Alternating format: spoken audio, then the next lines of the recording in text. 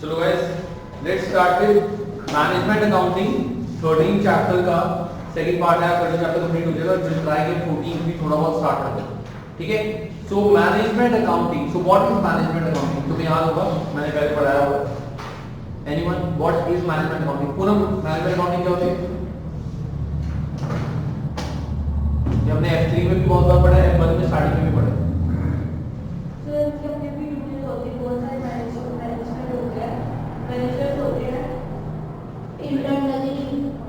Exact जो intern जैसे अभी हमारा होता है फाइनेंशियल अकाउंटिंग, जो कि हम जितने भी हमारा जो भी कैलकुलेशन वाली मैनेजमेंट, जो हमारे गोल प्लान, जो भी हम अपना गोल अचीव करने के लिए जो भी प्लानिंग होती है वो मैनेजमेंट अकाउंटिंग होती है। और अमन से इनको ज्यादा जरूरत होता है फाइनेंशियल रिकॉर्ड्स, इनको ज्यादा डिटेल्ड फाइनेंशियल।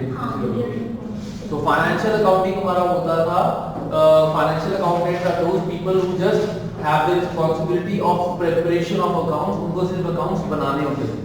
और मैनेजमेंट अकाउंटेंट क्या होता है कि ये अकाउंट बनाते नहीं है, ये उस अकाउंट्स का यूज करते हैं ताकि बिजनेस को और डिटेल में समझें कि कितना हमारा बिजनेस अच्छा चल रहा है, कहाँ कहाँ प्रॉब्लम आ रही है। जैसे हमारी रेशियोज चेक करते हैं, ये डिफरेंट ये चेक करते हैं कि जो हमने टारगेट सेट किए थे उसे अचीव हो रहे कि नहीं हो रहे, इस डिपार्टमेंट से ज्यादा प्रॉफिट आ रहा है, इस डिपार्टमेंट से कम प्रॉफिट आ रहा है, तो किसको बेचना है किसको नहीं बेचना, ये हमारा काम होता है मैनेजमेंट अकाउंटेंट का। So management accounting is carried out to assist management in discharging their duties to plan, direct and control the operations of the business. It is concerned with the process of measuring, analyzing, interpreting and communicating information to management in a form which is easy for them to understand. So ये क्या करते हैं? It is concerned with process of measuring, analyzing, interpreting and communicating information to management in a form which is easy for them to understand. तो ये होता है हमारा management accounting का काम. Management accountant will use the financial accounting records as a source of data for their work, but they also may choose to use any other sources of data that can be both internal और external that they feel will be useful for managers. अब जैसे मैंने अपनी balance sheet से देखा कि इतना profit मैं कमा रहा हूं, ठीक है, मैंने अपनी बैलेंस शीट में देखा कि हर साल मैं इतना प्रॉफिट कमा रहा हूं, लेकिन मैंने जब किसी और कंपनी की बैलेंस शीट देखी, एक्सटर्नल इंफॉर्मेशन निकाली, तो मेरी इंडस्ट्री में वो काम कर रहा है, जिस इंडस्ट्री में मैं काम कर रहा हूं, he is working in the same industry and he is getting much higher profit. तो उसके अकॉर्डिंग मैं कुछ और प्लान करूंगा कि मेरे को प्रॉफिट उसके अकॉर्डिंग बनाना है. सो इसीलिए management can use internal as well as external data. While there is no legal required format for management accountant, जैसे फाइनेंशियल अकाउंटिंग में हमारा एक लीगल फॉर्मेट था, statement of profit and loss account, SOPL, statement of FP, statement of financial position and cash flow statement. यहाँ पे कोई set format नहीं है, आप किसी भी तरह से कर सकते हो, बना सकते हो. There are several key management reports that are common to many business. Three of the most common are cost schedule, budgets and variance reports. So generally क्या होता है, जब भी हमारी मैनेजमेंट होती है, ठीक है, मैनेजमेंट को जब भी कोई डेटा चाहिए होता है, इंफॉर्मेशन चाहिए होता है, तो there is no particular source कि वो ऐसे काम करे, बट कोई पर्टिकुलर फॉर्मेट नहीं है. लेकिन हमने कुछ कॉमन चीजें बनाई हुई जो मैनेजमेंट को चाहिए होगी. जैसे अब नॉर्मल तुम्हें पता है एक कंपनी में फाइनेंशियल अकाउंट्स बनाने वाले की वैल्यू कम है, मैनेजमेंट अकाउंट्स की वैल्यू ज्यादा है. MIS रिपोर्ट्स बोलते हैं. तुमने किसी कंपनी में अगर तुम्हारे पेरेंट्स किसी कंपनी में जॉब करते हैं, पूछना कि आपकी कंपनी में MIS रिपोर्ट्स बनती हैं. सो MIS होती है मैनेजमेंट इंफॉर्मेशन सिस्टम रिपोर्ट. पढ़ा था मैं प्रैक्टिकल बता कि उनसे पूछना, वो बताएंगे कि हर महीने जो कंपनी में चार्टर्ड अकाउंटेंट्स होते हैं या तुम्हारे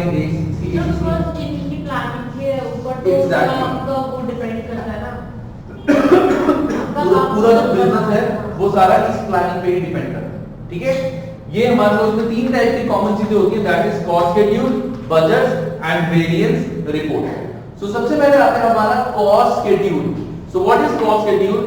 प्रोडक्ट के बनने में कितना खर्चा हुआ है, that is called cost schedule. अब कॉस्ट शेड्यूल क्या बताता है हमें? कॉस्ट शेड्यूल हमें ये बताता है कि जो सामान हमने बनाया है उस सामान को बनाने में हमारा कितना खर्चा होगा। अब जैसे फॉर एग्जांपल मैं तुम्हें बोलूं, तुमने तुम पेप्सी बेचते हो, मतलब पेप्सी बनाते हो, you are manufacturer of Pepsi, Coke, जो भी तुम्हें पसंद है।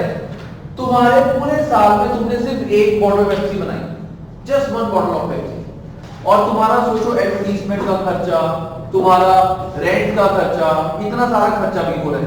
तो उस पेप्सी को किस रेट पे बेचना है।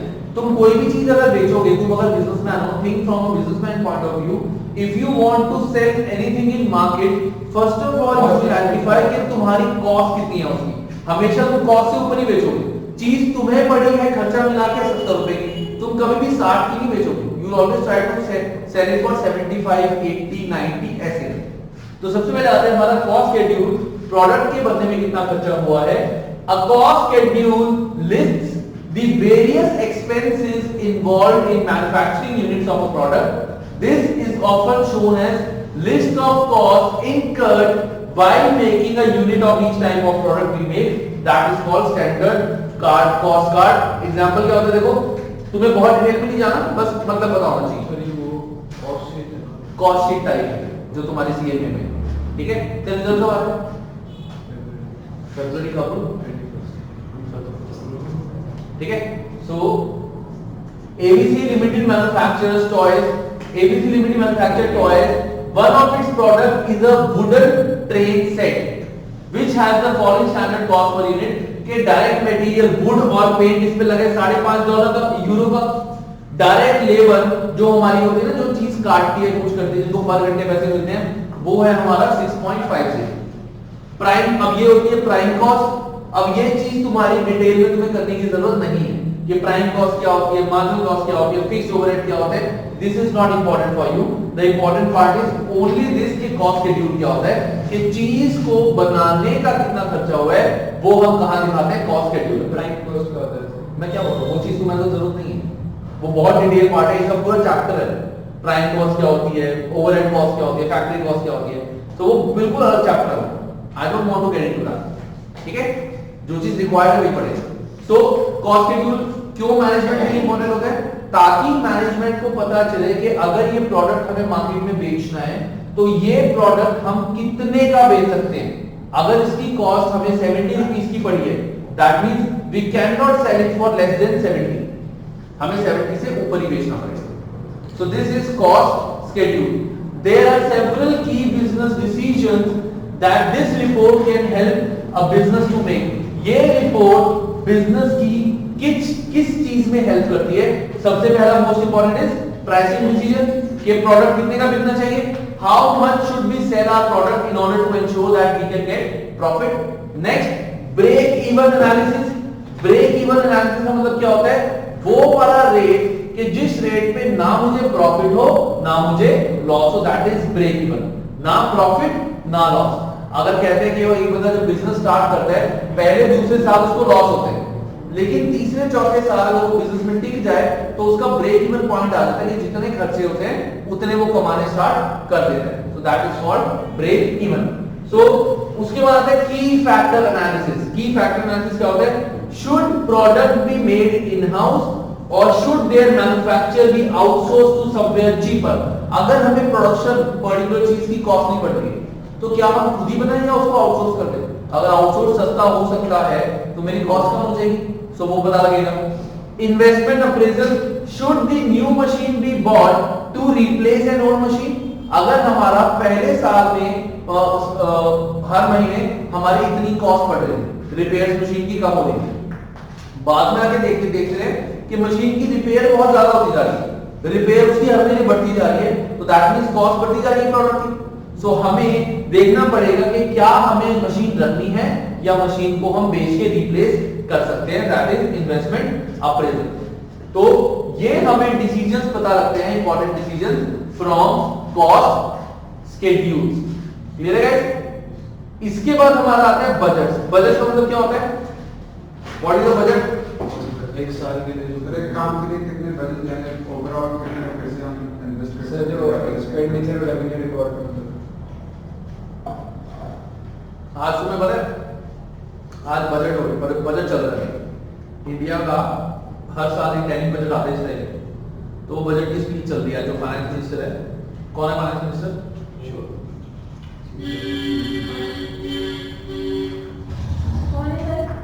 मेरे को तो पता है, मैं तुमसे पूछ रहा हूँ। Arun Jaitley is the finance minister. Change नहीं हुआ, लेकिन वो बीमार है तो उसकी जगह पीयूष गोयल है। हाँ पीयूष गोयल, हाँ अभी Arun Jaitley is the finance minister, लेकिन वो भी उसकी तबीयत थोड़ी खराब है तो उसकी जगह अभी पीयूष गोयल ने ली है। तो Piyush Goyal is the finance minister at the current period. ठीक है, वो टेम्परेरी है मतलब टेम्परेरी है, वो permanent.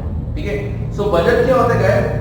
And in addition, once the cost per unit have been identified, it should be possible to produce a budget. Budget का मतलब क्या होता है कि हम देख सकते हैं कि अगर हमें ये पता लग रहा है कि इतना खर्चा हम हर साल कर रहे हैं तो आगे के 10 सालों बाद क्या स्टेटस होगा हमारा। जैसे इस महीने हमारी इतनी सेल्स हुई, इस महीने इतनी परचेज हुई, इतना हमारा प्रॉफिट हुआ, और अगर हम थोड़ा सा अच्छा और काम करें तो हमारे 10 साल में हम रेवेन्यू 10 महीने में अपना टारगेट अचीव कर सकते हैं। एग्जाम्पल हमने बनाया था, मैंने बनाया था कि मेरी कंपनी में पहले साल में 2 करोड़ की सेल्स होनी चाहिए। ठीक है, पहले महीने मेरी सेल्स हुई 10 करोड़, अगले महीने सेल्स हुई 11 करोड़, अगले महीने हुई 12 करोड़। तो जब मेरे पास ये MIS रिपोर्ट आई जिसके अंदर वो कॉस्ट शेड्यूल दिया होता और भी चीजें दी हुई थी, तो वहां से मुझे पता चला कि यार कि इसके अकॉर्डिंग मुझे और मेहनत करनी पड़ेगी। तो मैंने कुछ एक खर्चे अपने कम कर दिए और प्रॉफिट उतना ही रखा हो, तो उसके अकॉर्डिंग मेरी सेल्स बढ़ सकती है। मैंने और मार्केटिंग करनी स्टार्ट कर दी। सो उसके बेस पे मैं आगे का बजट बना सकता हूं कि ऑन एन एवरेज इतनी मेरी चीजें हो रही हैं तो आगे जाके चीजें इतनी इतनी होगी, और मैं एक बजट तैयार कर सकता हूं कि साल के एंड में मुझे लग रहा है कि ये पोजीशन होगी। थोड़ी बहुत ऊपर नीचे हो सकती है, लेकिन मेरे अकॉर्डिंग ये होगा। अब तुम्हें मैं बोलूं, एक दिन में हमारा एक चैप्टर होता है, तो व्हाट इज बजट कि अब इसमें 26 चैप्टर है तो we need to have 26 classes. अब बीच में कभी अगर छुट्टी हो गई, बीच में कभी कोई चैप्टर ज्यादा लंबा हो गया तो ऊपर नीचे हो सकता है, बट एक बजट क्या बन गया कि 26 क्लासेस के अंदर 26 चैप्टर्स होंगे। ठीक है, that is a budget. So this shows the total plan revenues and cost for our business for the coming period. It is based on cost schedule mentioned earlier. ठीक है, so budgets are useful for several reasons. The useful memory aid is acronym, उन्होंने crumpet बताया हुआ है कि crumpet याद करो, but तो इतना जरूरी नहीं है because you don't need to cram these 6 things, बस पता होना चाहिए। सो बजट का सबसे पहला क्या होता है? कोऑर्डिनेशन। बजट से कोऑर्डिनेशन आता है। कोऑर्डिनेशन कैसे आता है? Budget provides guidance for managers and ensures they all are working together for the good of the company. अब बजट बनाने से क्या होता है कि हमें गाइडेंस मिल जाती है कि आगे इतनी सेल्स करनी है, अगले महीने का टारगेट ये अचीव हो गया, चलो अगले महीने का टारगेट ये। So that is the guidance to the manager. So that is coordination.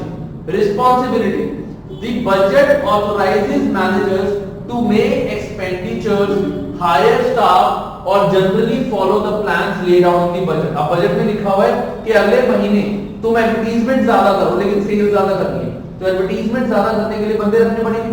So that means budget responsibility भी देता है मैनेजर्स को कि तुम हायर करो बंदे, तुम सब कुछ करो जैसा जैसा बजट में प्लान हो रखे।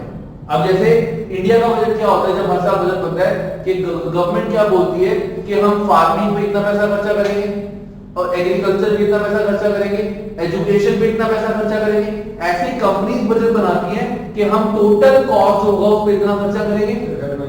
हाँ, घर में बजट बनते हैं हर महीने के बाद कि इस महीने इतने खाने का जो नॉर्मल खर्चा इतना होता है, प्लस ये जो टोटल पैसे हैं इसमें से फालतू का खर्चा इतना ही करेंगे, बाकी सेव करेंगे। That is the budget. ठीक है, सो रिस्पांसिबिलिटीज आती है। Utilization, budget helps managers to get best out of their business resources in coming period. कि बजट बनाने से क्या होता है, वो नेक्स्ट आगे आने वाले कमिंग पीरियड में वो रिसोर्सेज को बेस्ट यूटिलाइज करते हैं, क्योंकि उनको बजट में पता होता है कि किस रिसोर्स को कैसे यूज करना है।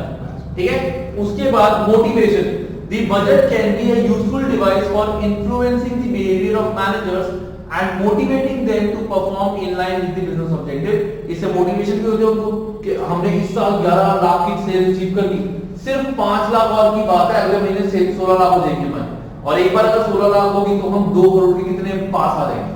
तो उनको एक मोटिवेशन भी मिलती है बजट से। उसके बाद planning, budget forces managers to look ahead.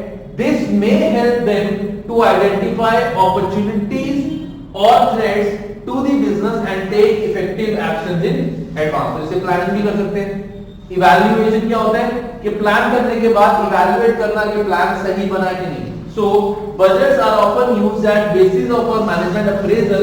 The manager has performed well if he has met his budgets in the period. अब जैसे बजट हमने बना दिया कि इस टीम का अगले 6 महीने में इतना टारगेट है और अगर मैनेजमेंट ने वो टारगेट अचीव कर लिया उस टीम में, so that means उसने अपना वो काम पूरा कर लिया है, उसको हम इवैल्यूएट करके प्रमोट भी कर सकते हैं या कुछ रिवॉर्ड्स भी दे सकते हैं। Telling. It is also communicating. Budgets ensure that all managers of the business understand what is expected from them during the coming period. अब जैसे बजट बनता है, घर में जब बजट बनता है, परिवार वालों को सबको बताते हैं कि तुमने क्या क्या करना है। ऐसे ही कंपनी में जो बजट बनता है, हर टीम के मैनेजर को बताता है, हर बंदे को बताता है कि तुमने नेक्स्ट पीरियड में अब क्या करना है। That is the budget. ठीक है? The major drawback of budget is that they are only estimates. Budget real नहीं है, बजट इज एस्टिमेट। हम आगे का ऐसा बना रहे हैं, एक्सपेक्ट कर रहे हैं of what will happen in coming period. In reality, most businesses will not perfectly achieve their target set out for them in their budget. Example, मैंने बजट बनाया था, मेरी महीने की तनख्वाह, मेरी महीने की कमाई होती है 40,000, मेरे को पता है कि घर का 20,000 का खर्चा है, 10,000 जो बचेंगे उसमें से 6,000 थोड़ा खर्चा और हो जाएगा, तो 4,000 में बैंक में जमा करा दूंगा। मैंने क्या किया, घर का 3,000 खर्चा अलग रख दिया, उस 10,000 में से 4,000 बैंक में जमा करा दिए और 6,000 अलग से रख दिए कि इससे मैं थोड़ा बहुत कहीं जाना जो मैं खाने पीने का वो कर लूंगा। गाड़ी खराब होगी, टायर खराब हो गया, नया टायर डलवाया 4,000 का, सारा बजट खराब। या तो घूमने फिरने का सारा कहीं कुछ 4-5,000 का बनाया, एक और टायर खराब हो गया, अब बैंक से भी पैसे निकालने पड़ेंगे, तो दैट इज बजट पूरा हिल गया। सो दैट इज बजट जो होता है हम एस्टिमेट बेसिस पे बनाते हैं, रियलिटी में क्या हो वी कैन नॉट एक्सपेक्ट। हम सिर्फ एक उम्मीद बनाते हैं जो हमें बेस्ट उम्मीद लगती है कि ऐसा होगा। ठीक है? This means that they will only have to prepare a variance report at the end of each period. अब बजट पहले बनेगा कॉस्ट हमारा शेड्यूल, देन बजट बनाने के बाद हम लास्ट में बनाएंगे वेरिएंस रिपोर्ट। वेरिएंस का मतलब क्या होता है? What is the difference of variance? जो चेंज होता है, चेंज या डिफरेंस। वेरिएंस को आइडिया से difference. So variance report is जो मैंने बजट बनाया था एक्चुअली में उससे कितना डिफरेंस आया है। सो वो चेक करने के लिए I will prepare a variance report कि जो मैंने बजट बनाया था कि ये चीजें होनी चाहिए, एक्चुअली में क्या हुई है, तो इनके बीच का difference is called variance report. तो वेरिएंस रिपोर्ट से आई विल एनालाइज कि कितना डिफरेंस आया है चीजों में, और अगर डिफरेंस आया तो उसकी जड़ क्या है, उसकी रूट क्या है, और फिर मैं उस रूट को ठीक करूंगा ताकि आगे जाके डिफरेंस ना आए। सो वेरिएंस रिपोर्ट क्या होता है? Variance report compares the budget to the actual results achieved for the budgeted period and identifies any significant differences or variances between the two. For control purpose, management will need to establish why a particular variance occurred. Once the reason has been established, a decision can be taken as to what, if any, control measures can be made to appropriate to prevent the adverse variance from occurring again, कि आगे जाके ये चीज ना हो। Repeat a favorable variance in future, अगर एक अच्छा कुछ हुआ है तो वो चीज आगे दोबारा हो। Bring actual results back on the course to achieve the budget target, कि अगर हमारा budget target अचीव नहीं हो जाए तो हम वहां तक पहुंच जाएं, budgeted targets पे आ जाएं। तो इसीलिए हम बनाते हैं वेरिएंस रिपोर्ट। ये क्या रिपीट है फेवरेबल है, मतलब अगर वापस रिपीट नहीं करना। नहीं, अगर कुछ अच्छा हुआ है हमारे साथ, अच्छा फेवरेबल है, तो वो चीज अगर हुई है तो उसको दोबारा से आगे करें।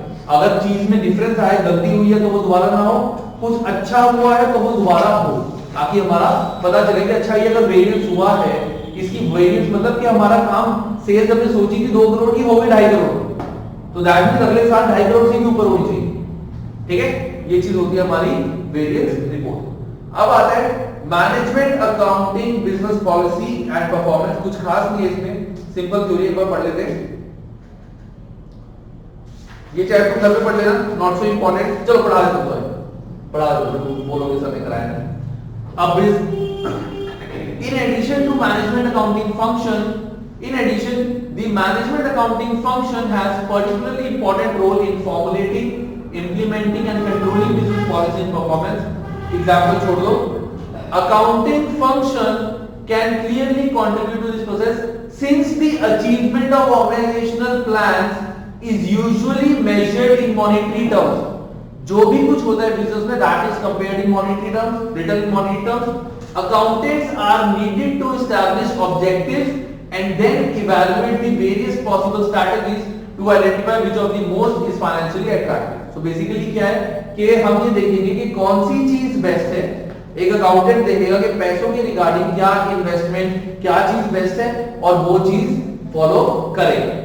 Once a strategy has been selected, such as launch of a new product, the business must carefully monitor and control it to ensure that it is being implemented properly and performing as desired. अब management ने देखा कि इस product में अगर हम काम करेंगे तो हम बहुत ज्यादा प्रॉफिट कमाएंगे, तो let's make this product and earn profit.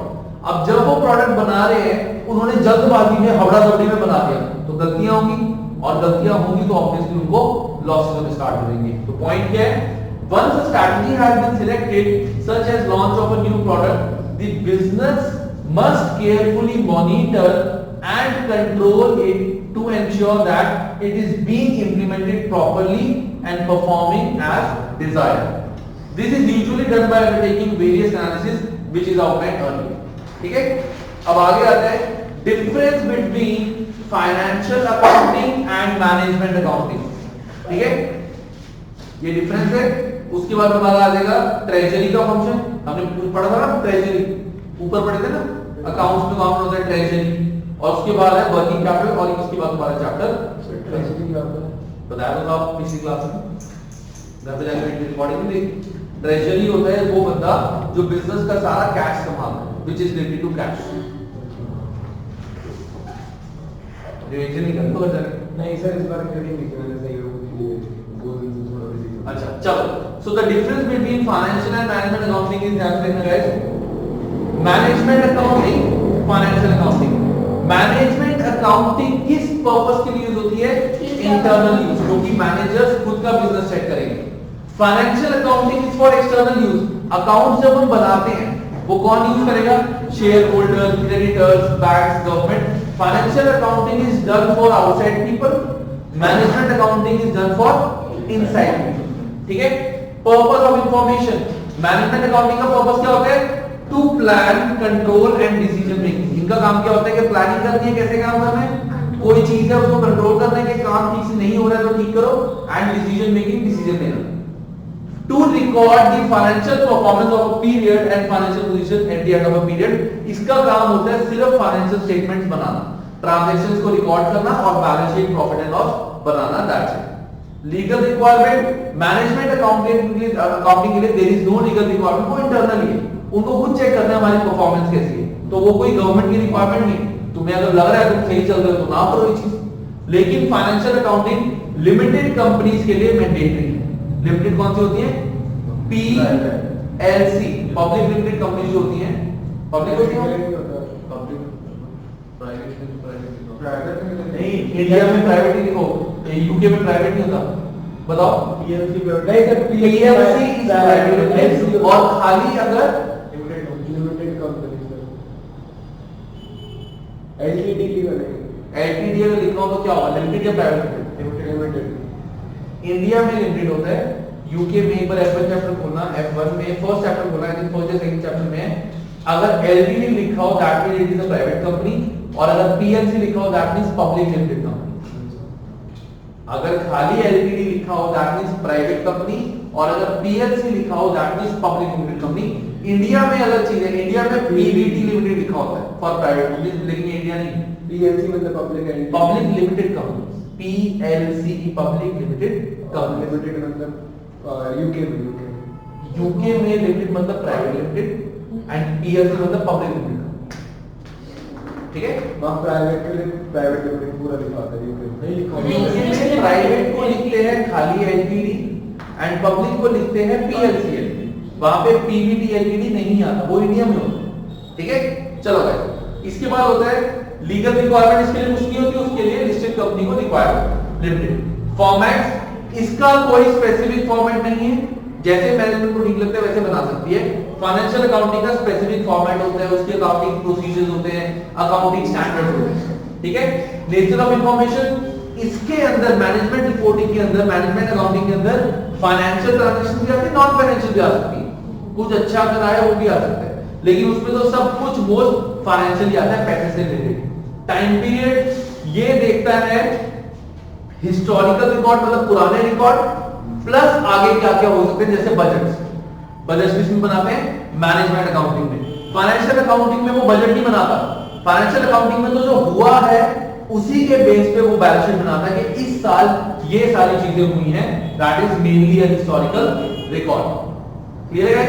तो ये हमारा होता है management accounting and financial accounting. चलो फटाफट से क्वेश्चन पढ़ो और आंसर बताओ।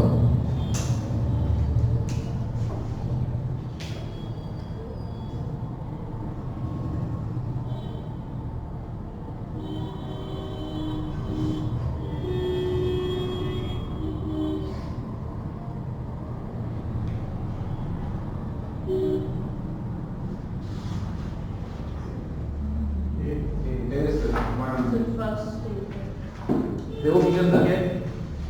Consider the following two statements regarding the management accounting function. Variance analysis enable a business to identify. First नहीं है सर, एक बार पढ़ लेते हैं। Variance analysis enable a business to identify why the actual financial results were different to those predicted by budgeting। गलत है? Bye थोड़ी बताता सर, मतलब वो डिफरेंस बताता है ना, वेरिएशन। तो वही तो है, क्यों है वही तो बात हो गई, वो तो डिफरेंस क्यों है, वही तो वेरिएंस बताया। Identify why the actual enable business to identify कि क्यों डिफरेंस है, बता नहीं रहा डिफरेंस क्या है, बिजनेस को बताता है कि डिफरेंस आ रहा है ताकि बिजनेस देख सके कि डिफरेंस क्यों आ रहा है।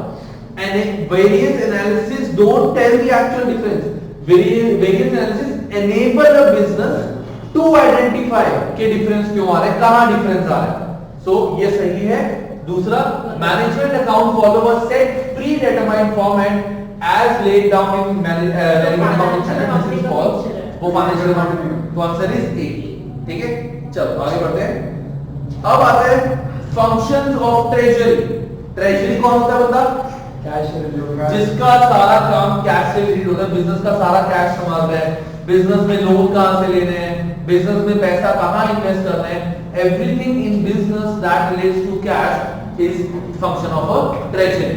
So treasury management is a corporate handling of all the financial matters, the generation of external and internal funds of the business, कि पैसा कहां से आएगा, लोन लेके करना है या सेल्स लेके करना है, जैसे भी पैसा आएगा, the management of currencies and cash flows and the complex strategies, policies and procedure of corporate finance, कि अगर हमें कहीं से लोन लेना है तो किस जगह से लोन लें ताकि सबसे कम इंटरेस्ट रेट पे हमें लोन मिले, ये भी ट्रेजरी का फंक्शन होता है। So the key roles of treasury and finance functions include, पहला is working capital management. What is working capital management? Day to day खर्चे के लिए बिजनेस को कितना कैश चाहिए, that is called working capital. तो डे टू डे खर्चे के लिए कितना हमारे पास मिनिमम कैश होना चाहिए, so that is working capital. Cash management, preparation of cash budget and arrangement of overdraft where necessary. हमने बजट में सिर्फ कैश ही आता है, मतलब नॉन कैश नहीं आ सकता है। बजट तो उसका भी हो सकता है कि हमने आगे जाके कितनी सीएसआर करनी है, बजट किसी चीज का हो सकता है। ठीक है, सो कैश मैनेजमेंट में क्या होगा, प्रिपरेशन ऑफ कैश बजट, पूरा कैश बजट बनेगा कि आगे जाके इतना कैश हमें यहां खर्चना है, और जब हमने बजट बना लिया तो हमें ये पता चल जाएगा कि आगे कितना पैसा हमें चाहिए, तो वो वाला कैश अरेंज करना, बैंक से लोन लेना, कुछ करना। बजट का कोई फॉर्मेट होता है? नो फॉर्मेट बजट का, this is management accounting, cost analysis, budget, इनके लिए there is no specific format. Financing, treasury section will monitor the organization investments and borrowing to ensure the gain as much as investment income as possible and incur as little interest expense as possible। मतलब treasury जो बंदा है, जो cash संभाल रहा है, उसका ध्यान कहां होगा कि हम अगर कहीं पे पैसा इन्वेस्ट कर रहे हैं तो वहां से सबसे ज्यादा रेवेन्यू आए और अगर हमने बैंक से लोन लिया है तो वहां पे सबसे कम इंटरेस्ट हमें देना पड़ेगा। ये काम होगा ट्रेजरी वाले बंदे का कि अगर तो तुम बिजनेस में पैसा लगा रहे हो तो वहां से सबसे ज्यादा पैसे आने चाहिए, और अगर तुम कहीं पे पैसा कहीं से लोन ले रहे हो तो वहां से सबसे कम इंटरेस्ट हमें देना पड़ेगा। इसके बाद आता है foreign currency. So the treasury section will monitor foreign exchange rates and try to manage the organization affair so that it minimize loss due to changes in foreign exchange rate. For example, ध्यान से सुनना, मैं सामान export करता हूं, क्या करता हूं? एक्सपोर्ट। तो जब मैं एक्सपोर्ट करता हूं तो मैं हमेशा बाहर वाली कंट्री से जो बिल चार्ज करूंगा that will be in dollars, कि आपका जो बिल बना है $200 का, $400 का, $1000 का, इतने का आपका बिल बना है। इंडियन करेंसी उनको तो डॉलर में बनाएंगे ना। अब कोई बंदा जब तुम्हें इंडिया में बिल भेजेगा तो वो इंडियन करेंसी के अकॉर्डिंग बनाएगा। जैसे हम तुम ऑनलाइन कुछ परचेज करते हैं तो अगर इंडियन वेबसाइट है Amazon इंडिया तो वहां पे इंडियन रेट आएंगे ना, चाहे Amazon बाहर से सामान भेजेगी आएंगे तो इंडियन पैसे ना। So that's why when you will sell the goods outside India you will mention the amount in dollars कि we will charge this much. अब तू किसी बाहर वाले का काम करेगा, सीए बन के बैलेंस शीट बनाएगा, तो उसको क्या बोलेगा? मैं 1000 रुपए दूंगा। वो क्या बोलेगा? 1000 मतलब $20, जस्ट $20, ठीक है। तो you will say I will take $500 from you. So जब भी हम बिल बनाते हैं हमेशा डॉलर्स में बनाते हैं। सो सोचो मैंने एक सेल करी है और मैंने बिल बना दिया $1000 का, ठीक है। अब क्या हुआ? इंडिया के रुपी की वैल्यू गिर गई, मतलब पहले मुझे $1 के मिलते थे 70 रुपए या 70 रुपए, अब मिलेंगे 65 रुपीज। तो दैट मींस मेरा कितना ज्यादा लॉस हो जाएगा? $1000, मतलब अगर $1000 इनटू 65 मेरा $5000 रुपए का नुकसान हो गया। सर बट ऐसा भी जो भी सिस्टम होता है ना कि मतलब अगर आप डीलिंग करते हो, मतलब इकोनॉमिक्स में बड़ा था क्या क्या बोलते हैं उसे, कि आप जैसे डील कर रहे हो, ठीक है, मतलब फ्यूचर में ट्रांजैक्शन कर रहे हो तो उस मतलब कोई दूसरी कंट्री का तो उस टाइम जो रेट चल रहा है वही एग्जिस्टिंग रेट पे ही आपकी डीलिंग होगी। तो वही तो मैं कह रहा हूं ना, यही तो मैं कह रहा हूं बात। एग्जिस्टिंग रेट के अकॉर्डिंग मैंने $1000 की डील बना ली, आगे जाके रेट गिर गया, मेरे को तो $1000 ही देगा वो। ये थोड़ी बोलेगा कि रेट एक्सचेंज और फ्लक्चुएट। अब तुम थोड़ी बोलोगे कि भैया इंडियन रुपी की वैल्यू गिर गई है, पहले 50,000 रुपए, पहले 70,000 रुपए के बनते थे $1000, अब 70,000 के बनेंगे अराउंड $1200, तो मेरे को $1200 दो। सर इसको कोई सिलेक्शन नहीं है, मतलब ये तो फ्लक्चुएट हो रहे हैं फॉरेन एक्सचेंज रेट, वही तो इसका काम है, वही तो इसका काम है फॉरेन करेंसी वाले का। ये देखेगा कि आगे क्या हो सकता है, कि रेट्स बढ़ सकते हैं, गिर सकते हैं। अगर रेट्स में फ्लक्चुएशन कम है, बहुत कम है, फिर तो ये ऐसे ही चार्ज करेगा, तो थोड़ा बहुत फर्क होता रहता है। लेकिन अगर रेट में बहुत ज्यादा फर्क हो रहा है तो ये उसको बोल देगा कि जिस दिन आप पेमेंट करोगे हमारी इंडियन रुपीस की इतनी है, आज के अकॉर्डिंग इतने डॉलर है, उस डेट पे जो डॉलर होंगे उतने आपको पे करने पड़ेंगे। सो यही इसका काम है। Treasury section will monitor foreign exchange rates and try to manage the organization's affairs so that it minimize the losses due to changes in foreign exchange rates. और last आता है tax. The treasury section will try to manage organization's affairs to legally avoid as much as tax possible. कि वो tax बचाने की भी कोशिश करेगा कि हमारी कंपनी को टैक्स कम देना पड़े, पैसा इन्वेस्ट करना है, जो मर्जी करना है, तो हमें टैक्स कम देना पड़े, ठीक है।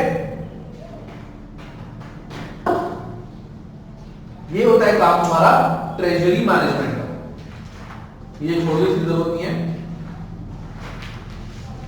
अब आता है management of working capital. Management of working capital, चल आगे आता है आगे। अच्छा नहीं, तू बंद कर रहा था, नींद आ रही है। मैनेजमेंट ऑफ नींद में भी आ जाए क्या, और मौसम बड़ा सुहाना है क्या? नहीं, नींदें आ रही है, सुहाने में नींदें थोड़ी आ रही है, मेरे को खुद नींद आ रही है, इसलिए कह रहा हूं। नहीं सर, मैंने सुबह तो 8 बजे देर पड़ी थी, सराय वाले काम कर रहा था मैं 3 दिन से शादी में हूँ, रात में 3 बजे आता, 3-4 दिन से रोज रात को 3-4 बजे सोता हूँ और सुबह 7 बजे क्लास हो रही थी। मैं 3-4 दिन से नींद जो है 2-3 घंटे से ऊपर नहीं हो रही। कहाँ शादी में तो चल लेते चंडीगढ़, मैंने तो बोला था कि मैं शादी में जा रहा हूँ, कहते सर मैं भी चलना, चल लेते। मैं भी खुद आके खरीद मैं तो खुद को इनविटेशन नहीं आता, मैं तो पहुंच गया, मैं कहा मेरा दोस्त है, मना कैसे करेगा। एक बार तो वो भी चौंक गया, मैं यार सर कैसे आगे इसको मैंने बुलाया, मैं कहा भाई तुम दोस्त नहीं रहे, हम तो हैं। एक्चुअली वो पंजाबी है तो वो ना नॉनवेज काफी अच्छा बनता है। मैंने कहा नॉनवेज क्या यहाँ भी खाऊंगा तो 1000-1200 का बिल आएगा, तो इसी बहाने घर पे चला गया और फूड शॉप में 2-3 दिन घर के उसके काम कर दिए तो थोड़ा सा हो गया शक्ल भी मेरा बड़ा ऐसा ठीक है। चल सो ठीक है, इसका होता है management of working capital. So manage अपनी खुल गई तो management of working capital. So management of working capital means कि डे टू डे खर्चे को बचा, डे टू डे के एक्सपेंसेस के लिए हमें मैनेज करके चीजें कि कितना कैश हमें चाहिए। So working capital is the capital available for conducting the day to day operations of an organization calculated as the excess of current assets over current liabilities। Simple formula इसका होता है current assets minus outside liabilities। current liabilities is working capital। ज्यादा detail में नहीं जरूरत है। current asset minus current liabilities is working capital। the treasury and finance function is responsible for deciding an appropriate level of investment in working capital of business। means जो treasury वाला बंदा है वो डिसाइड करेगा कि डे टू डे के खर्चे के लिए हमें मिनिमम कितना पैसा चाहिए, कितना पैसा तो हमें डे टू डे खर्चों के लिए चाहिए ही चाहिए। There are advantages in holding either large or small balances of each component of working capital as shown below। मतलब अगर डे टू डे खर्चे के लिए मैंने ज्यादा पैसे रखे हुए हैं तो उसका एडवांटेज क्या होगा, अगर डे टू डे खर्चे के लिए मैंने कम पैसा रखा हुआ है तो उसके एडवांटेजेस क्या होंगे और डिसएडवांटेज क्या होंगे। तो वर्किंग कैपिटल और पेटी कैश में क्या डिफरेंस है? Petty cash is not for day to day खर्चे। पेटी कैश होते हैं छोटे मोटे खर्चे, वो भी तो डे टू डे होता है। डे टू डे तो होते हैं छोटे मोटे खर्चे। लेकिन पेटी कैश में पेटी मतलब नहीं होता। डे टू डे में तो ये भी होता है कि हमने 20 करोड़ का स्टॉक परचेज किया, अब वो पेटी कैश थोड़ी है। पेटी कैश मतलब प्रिंटिंग का खर्चा, सफाई का खर्चा, चाय का खर्चा, ऐसे छोटे छोटे खर्चे, दीज आर पेटी कैश। ठीक है। So advantages of large balance का क्या है और एडवांटेजेस ऑफ स्मॉल बैलेंस का वर्किंग कैपिटल अलग रखते हैं। सो पहला है inventory. Advantages of large balance, customers are happy since they can be immediately provided with goods. अगर हम लार्ज वॉल्यूम ऑफ इन्वेंटरी रखते हैं अपने पास या लार्ज कैश बैलेंस रखते हैं, दैट मींस जैसे ही कस्टमर ने ऑर्डर किया साथ ही उसको बना के दे सकते हैं क्योंकि पैसे भी हैं और स्टॉक भी रखा हुआ। लेकिन अगर हमारे पास स्मॉल है तो बेनिफिट क्या होगा इन्वेंटरी में, low holding cost, less risk of obsolescence cost. कि अगर मैंने खूब सारा स्टॉक अपने पास रखा हुआ है, अगर मैंने इन्वेंटरी ज्यादा रखी हुई है तो क्या होगा, कस्टमर खुश होंगे कि ऑन द स्पॉट सामान मिल जाएगा। लेकिन अगर मैंने इन्वेंटरी कम रखी हुई है उसमें बेनिफिट ये होगा कि मेरे को मेंटेनेंस कॉस्ट नहीं पे करनी पड़ेगी। सोचो मैंने वेयर हाउस लिया हुआ है, वहां पे इतना सारा माल पड़ा है। अब वेयर हाउस में ये थोड़ी है ना कि माल जमीन पे रहते हैं, एक के ऊपर एक, एक के ऊपर एक, एक के ऊपर एक ऐसे पड़ा होता है। अब जो चीज सबसे नीचे पड़ी है उस पे प्रेशर नहीं आएगा। सोचो प्रेशर आते आते नीचे वाली चीजें खराब होगी, हो सकती है खराब। अब जैसे मैं तुम्हें बता रहा हूं, when I was doing CA तो उस टाइम पे मदर डेयरी का तुमने धारा सुना ना, धारा से बंद हो गया। कोई डेली प्रोडक्ट है। हाँ धारा से बंद हो गया। धारा घी बहुत फेमस था पहले, धारा मदर डेयरी का प्रोडक्ट था। धारा was the product of mother dairy. तो मैं जब उसका ऑडिट करने जाता था, स्टॉक ऑडिट करने जाता था, तो हमारा काम ये था कि as a CA what we have to count the stock कि जितना स्टॉक उनके पास रखा हुआ है क्या कंपनी की डिटेल से मैच कर रहा है, कहीं ये कुछ खा तो नहीं गए, और करते थे वो चीज। अब तुम्हारे पास सोचो घी के 50,000 डब्बे हैं, भाई 10-15 डब्बे तो घर में जा सकते हैं, क्या दिक्कत है? उनको बोल देंगे टूट गए, फट गए, वो भी मना नहीं करेंगे। ठीक है, पता ही है कि जब अनलोडिंग होती है, एक आधा गिरता है, फटता होती है, तो उन्होंने बांट बोल के अपने घर ले लिया। अब मैं सोचो मदर डेयरी का घी खा रहे। अब अपनी जब कोई ऑडिट करने जाते थे, हमें देसी घी के पराठे खाने को मिलते, कुछ भी हो भर भर के देसी घी डाल दो, और वो घी खा भी महंगा। तो जब मैं ऑडिट करने गया, मैंने देखा कि वहां पे पाइल्स बनी हुई है और जो सबसे नीचे वाले मदर डेयरी के जो पैकेट है वो दबे पड़े, कई जगहों पे तो वो दब के फट चुके हैं। अब मदर डेयरी का तुम घी लेने जाओगे, अगर कोई मदर डेयरी का प्रोडक्ट ऐसे दब गया तो तुम नहीं बाय करोगे, मार्केट से तुम क्या बोलोगे, वो कहेंगे यार तुम मुड़ा हुआ है, हमें नहीं चाहिए। Obviously you won't buy that. So ऐसे स्टॉक बहुत डैमेज होते हैं। सो अगर मैंने स्टॉक बहुत कम रखा हुआ है तो मेरे को बेनिफिट ये होगा कि मेरी होल्डिंग कॉस्ट बहुत कम होगी, वेयर हाउस का ज्यादा रेंट नहीं देना पड़ेगा, प्लस डैमेज बहुत कम होगा मेरे। ये वाला अगर एडवांटेजेस ऑफ लो बैलेंस, अगर मैं अपने पास कम स्टॉक रखता हूं उससे बेनिफिट ये होगा कि एक तो मेरे को रेंट नहीं देना पड़ेगा गोडाउन का, अगर ये गोडाउन है, जो वेयर हाउस होता है ना, वेयर हाउस में एक कंपनी के गुड्स नहीं आते, बहुत सारे गुड्स आते हैं। तो मैंने सिर्फ इतना ब्लॉक लिया हो तो इतना का रेंट होगा, सारा भरा हुआ तो सारे का रेंट देना पड़ेगा। दूसरा, इतने गुड्स में डैमेज भी कम होने के चांसेस है, उतने सारे गुड्स में चूहे आ गए, कुछ आ गए, तो डैमेज भी बहुत ज्यादा हो सकता है। तो less risk of obsolescence cost. इसके बाद आता है ट्रेड रिसीवेबल्स, डेटर्स बैलेंस ज्यादा रखने का फायदा क्या है, डेटर्स का बैलेंस कम रखने का फायदा क्या है। तो डेटर्स का बैलेंस अगर मैं ज्यादा रखता हूं उसका फायदा ये है, customer are happy since they like credit, क्योंकि हम उनको उधारी पे माल बेच रहे हैं, उधारी पे माल बेच रहे तो दे आर हैप्पी। अगर मैं कम डेटर रखता हूं तो मेरे पास बेनिफिट क्या है, less risk of bad dates. तो जो इंसॉल्वेंट हो जाते हैं, दिवालिया जितना निकल जाता है, वो पैसे नहीं देते, तो मेरे पास बहुत कम मिलते, क्योंकि डेटर ही बहुत कम है, मेरे को मार्केट में पैसे मेरा बहुत कम है। अगर मैंने मार्केट से 1 करोड़ रुपए लेने, इस केस में मैंने मार्केट से 1 लाख रुपए लेने, तो मैं सबसे ज्यादा सेफ कहां पे हूं, 1 लाख वाले में। अगर 1 करोड़ में कोई बंदा इंडिया छोड़ के भाग गया, दिवालिया निकल गया, मेरा तो वाट बच जाएगी। So less risk of irrecoverable debt, good for cash flow, कि जहां से भी साथ ही कैश आ गया, कैश बिजनेस में आ जाता है। कैश बैलेंस ज्यादा रखने का फायदा क्या है, what is the benefit of cash balance ज्यादा रखने का। ये पॉइंट इन्होंने उल्टा करा हुआ है, नीचे आएगा, ये बुक में चेंज कर लो, creditors are happy since bills can be paid promptly, नीचे आएगा और ये ऊपर आएगा, ठीक है। कैश बैलेंस ज्यादा रखने का फायदा क्या है, प्रिजर्व्स योर ओन कैश, अपना कैश अपने पास ही रखा हुआ है, अपना कैश मुझे दिख रहा है, ये पड़ा मेरा कैश बिजनेस का, सो दैट इज मेरे को अपना कैश दिख सकता है सामने। प्रिजर्व योर ओन कैश, हम कैश अपना सामने संभालेंगे। और कैश बैलेंस कम रखने का हमारा फायदा क्या है, अगर कैश बैलेंस कम है, गाइस नींद आ रही है सबको, अगर कैश बैलेंस कम है इसका मतलब मैंने कैश कहीं पे इन्वेस्ट कर दिया, so this means more can be invested elsewhere to earn profit, apart from सामने कैश को रखने के, मैंने उसको कहीं पे इन्वेस्ट कर दिया और इन्वेस्ट करके उस पैसे पे मैं प्रॉफिट कमा रहा हूं। सो दैट इज, अगर मैं अपने पास कैश कम रखता हूं, दैट मींस कि मैंने कहीं और वो पैसा इन्वेस्ट करा हुआ है एंड उससे मैं प्रॉफिट्स कमा रहा हूं। अब आता है ट्रेड पेबल, ट्रेड पेबल यानी क्रेडिटर्स, क्रेडिटर्स ज्यादा रखे फायदा क्या है, creditors are happy since bill can be paid promptly, ठीक है। और क्रेडिटर्स कम रखने का फायदा क्या है, suppliers are happy and may offer discount, अगर हम ऑन द स्पॉट में उसको पेमेंट कर देता हूं, if on the spot I can pay cash, that means creditor will be happy, ठीक है।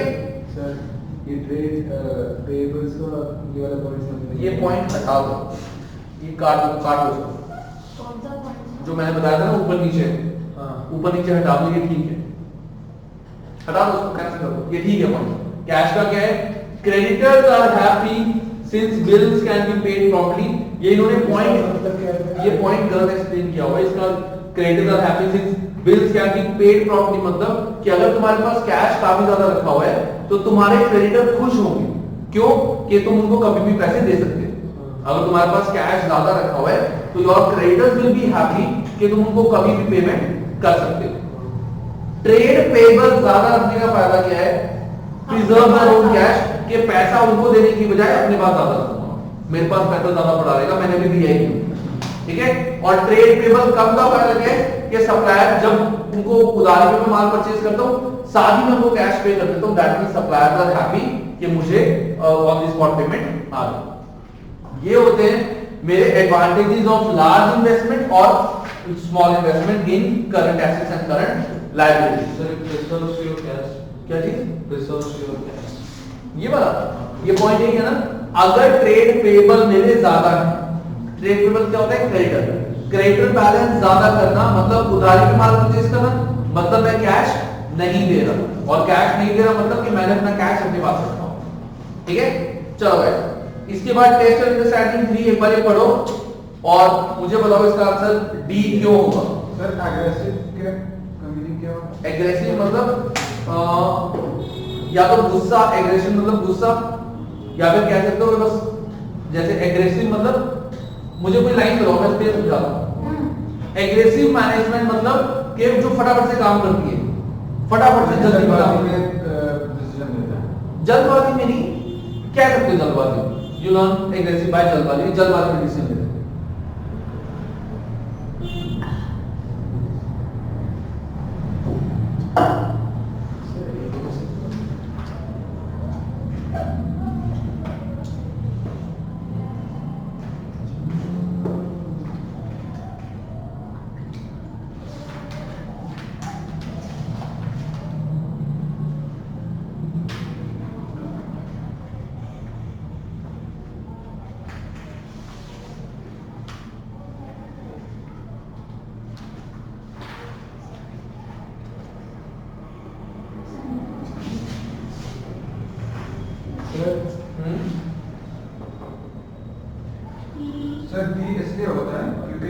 एग्रेसिव मैनेजमेंट जो डिसीजंस लेते हैं जल्दी से डिसीजन लेते हैं काम करने में और उनके पास लॉ वर्किंग कैपिटल भी होता है।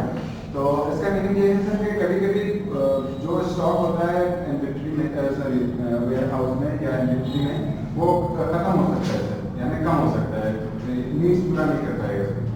इसलिए उसका जो कॉन्सिक्वेंस है ये होगा कि इन्वेंटरी में जो माल होना चाहिए वो कम हो सर जाएगा। मतलब ये एग्रेसिव मैनेजमेंट मतलब जो एग्रेसिव मैनेजर होते हैं वो ज़्यादा स्टॉक रखते नहीं, मतलब शॉर्टेज में रहता है। तो ये 4 ऑप्शन में से जो फोर्थ वाला बोल रहा है increase risk of inventory outage, मतलब अगर इन्वेंट्री खत्म हो गया तो मतलब शॉर्टेज उनके ऑलरेडी रहने तो दिक्कत पड़ जाएगी, तो वही कॉन्सिक्वेंसेस। और बताओ सर बट ये हमने एग्रेसिव मैनेजमेंट पॉलिसी कहाँ पढ़ा है? कहीं नहीं पढ़ा, तो ये पॉलिसी कहाँ लिखी हुई? This is not a policy, ये तो केस बताया हुआ है। ये केस बताया हुआ है कि conservative managers will have a policy of holding large working capital balance. Conservative दोनों की डेफिनेशन बता दी, फिर पूछा एग्रेसिव का, एग्रेसिव का पूछा तो फोर्थ ही होगा, अगर कंजर्वेटिव का पूछता तो इंक्रीज कुछ नहीं होता सर। क्यों ना भाई, ये होता है increase obviously increase bat and हाँ ज्यादा रखते रहता हाँ। देखो कंजर्वेटिव मैनेजर्स, कंजर्वेटिव का मतलब क्या होता है? संभाल के काम करना। So conservative manager will have a policy to hold large working capital balance. वो चाहेंगे कि हमारे डेटर्स भी ज्यादा हो, हमारा स्टॉक भी ज्यादा हो, कैश भी ज्यादा हो और क्रेडिटर्स कम हो, अपने पास हो, वर्किंग कैपिटल बहुत ज्यादा रखनी चाहिए ताकि कल को इनकेस एकदम से जरूरत पड़ जाए तो हम एकदम से काम प्रोवाइड कर सकें। While aggressive management will hold low working capital, aggressive management क्या होती है भाई?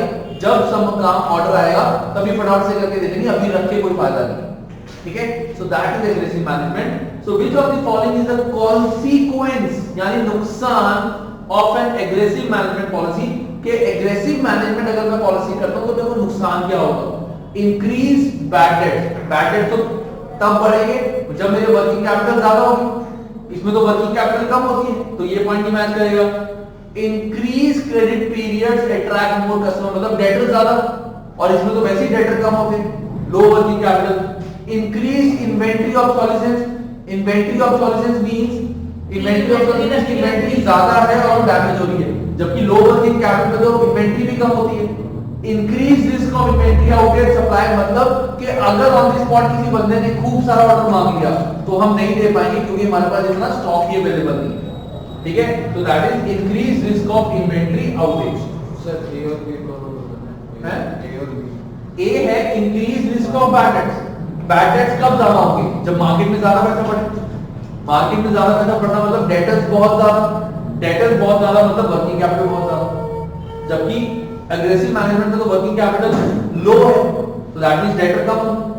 Increase credit periods to attract customer, के मतलब ज्यादा दिन बाद आप मेरे को पैसे दे देना, दैट मींस डेटर्स इंक्रीज करना, जबकि यहां पे तो डेटर्स हमारे कम होते हैं, तो इसीलिए हमारा आंसर है D, increase risk of inventory outage.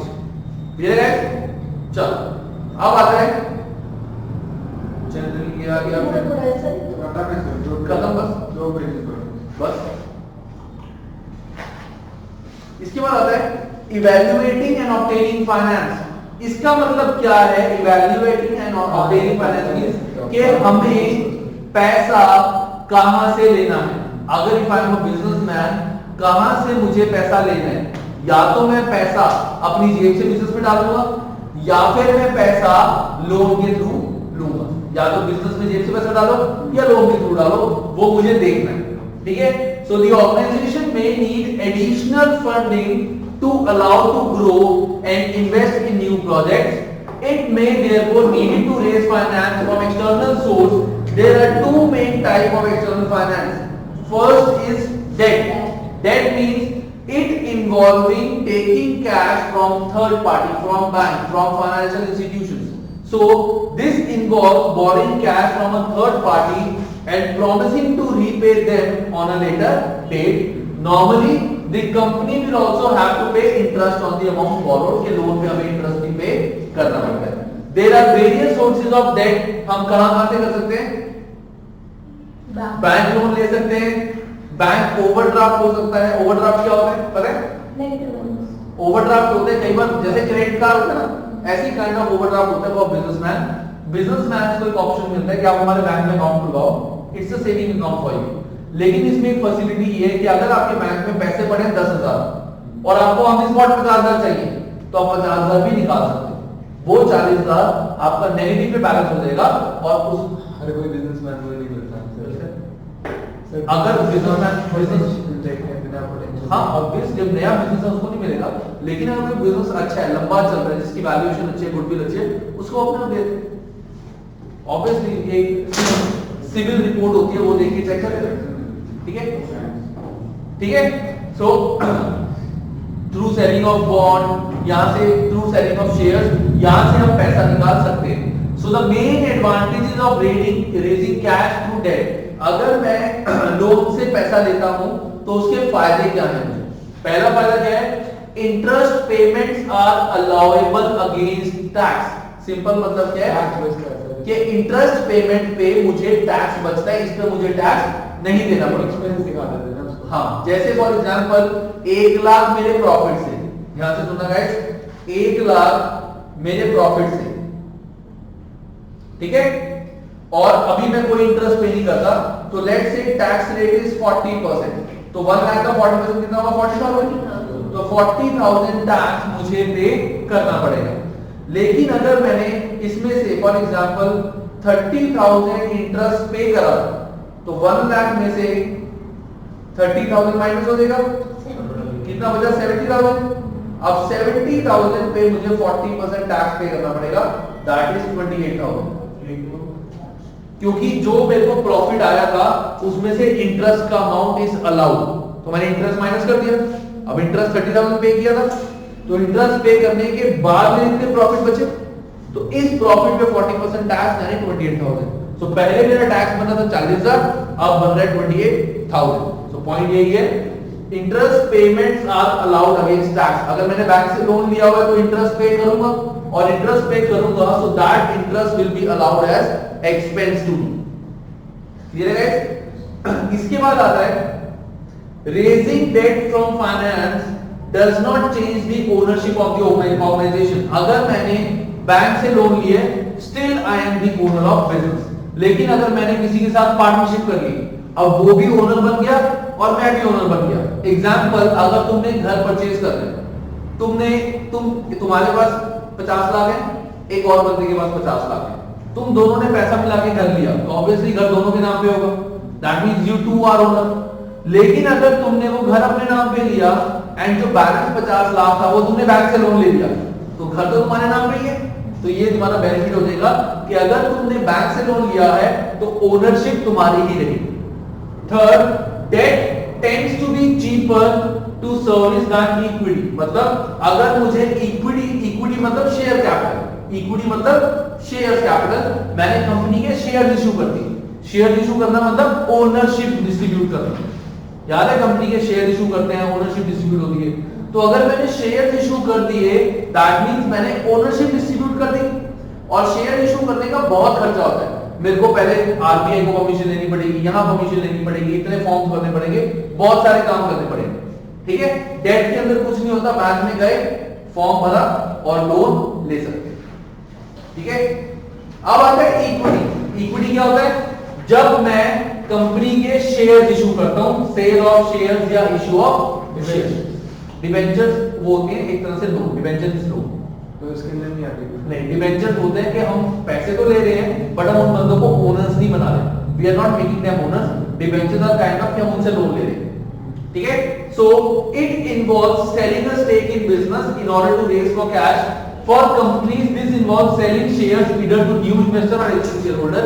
Company अपने शेयर्स किसी और को बेच रही है ताकि कंपनी के पास पैसा आ जाए, या नए शेयर इशू कर रही है ताकि पैसा आ जाए। Raising equity has the following advantage. इसका बेनिफिट क्या है? There is no minimum dividend that is required to be paid. Bank के केस में अगर हमने बैंक से लोन लिया है, हमें फिक्स परसेंटेज ऑफ इंटरेस्ट देना पड़ेगा, चाहे प्रॉफिट हो चाहे लॉस। चाहे लॉस भी हो, हमें तो इंटरेस्ट देना पड़ेगा बैंक को। तुमने अगर लोन लिया हुआ है, इंटरेस्ट दोगे बैंक को? क्या बैंक पूछेगा अगर प्रॉफिट हुआ तभी देना, लॉस हुआ तब मत देना? तो ऑब्वियसली बैंक को हमें इंटरेस्ट देना पड़ेगा। लेकिन अगर मैंने खुद अपनी जेब से पैसा लगाया है तो उस केस में, या मैंने शेयर इशू करे हैं, तो डिविडेंड हर साल देना मैंडेटरी नहीं है।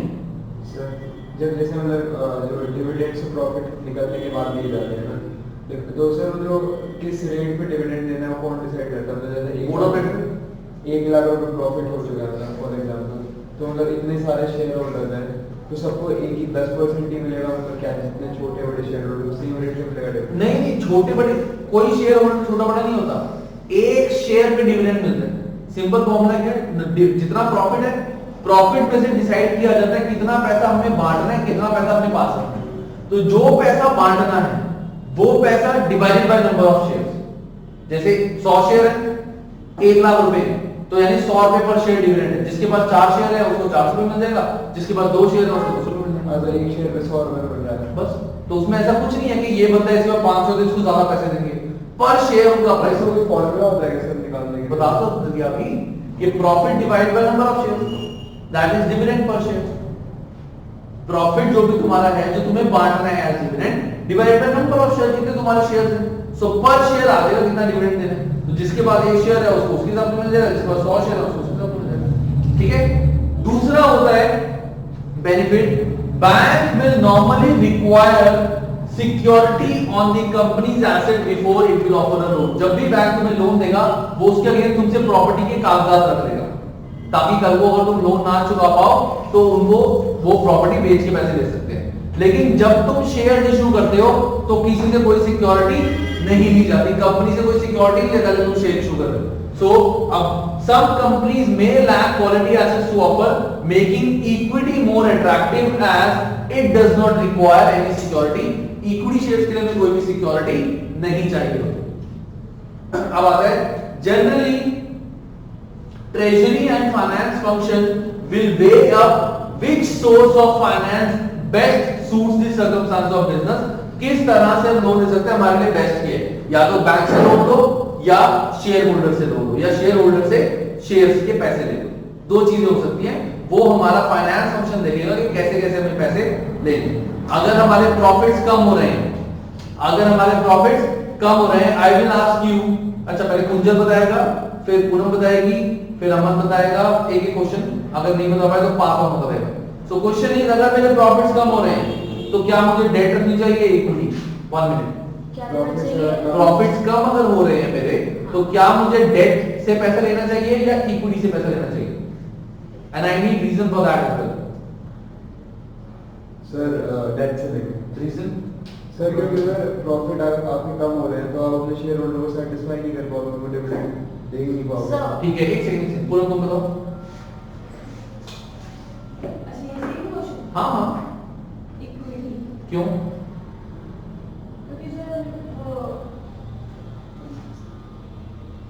बोल बोल हाँ सर एक और रीजन, अभी रुक जा। इक्विटी बोला है तो कुछ तो सोच के बोला होगा, या तुक्का मारा है?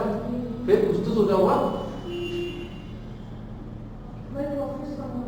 हाँ,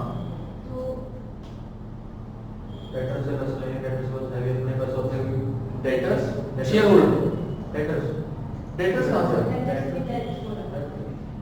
डेट होता है कि लोन लिया हुआ मैंने बैंक से, इक्विटी होता है शेयर। सर एक और चीज, डेट से ज्यादा चीपर भी होता है उससे इक्विटी से।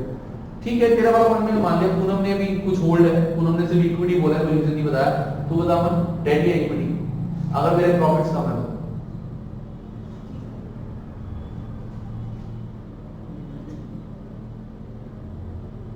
नहीं, कोई बात नहीं, तो बोलो। सर उन्होंने एक पॉइंट बोला कि शेयर होल्डर को सेटिस्फाई कैसे करेंगे, लेकिन अगर हमारे प्रॉफिट्स कम है तो हमें डेट भी, लोन भी कैसे मिलेगा, हम उनको इंटरेस्ट पे कैसे करेंगे अगर हमारा प्रॉफिट ही कम है?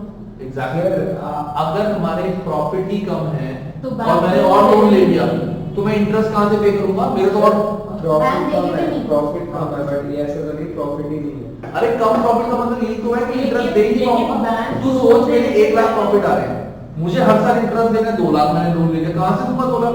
और बैंक लोन लेने से पहले ये चेक करेगा ना कि बैंक ये भी चेक करेगा स्टेटमेंट, इनकम स्टेटमेंट कि प्रॉफिट तुम्हारे है नहीं, मैं कहां से लोन दे दूं? बैंक भी तो देखेगा ना कि तुम प्रॉफिट मेकिंग कैपेसिटी नहीं है तुम्हारी। 1 लाख तुम प्रॉफिट कमा रहे हो और मुझसे तुम 2 लाख का कि मेरी कैलकुलेशन अकॉर्डिंग इंटरेस्ट मिल रहा है, कहां से इंटरेस्ट दोगे?